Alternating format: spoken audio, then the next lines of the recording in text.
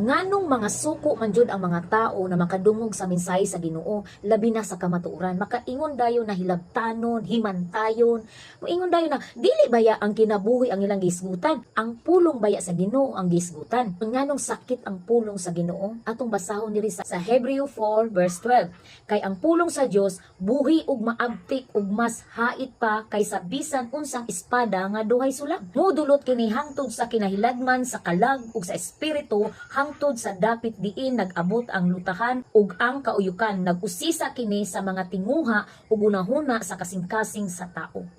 Mao day mga igsuon, nganong mga suko jud ang tao labi na badlungon sa pulong sa Ginoo, mga suko kay ngano buhi di ay ang pulong sa Ginoo ug abtik kaayo, makabalo jud siya dayon kung unsa ang sala sa tao.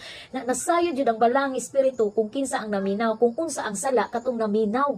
Muna mga igsuon, kung naa kay ginataguan na sala, pag once makadungog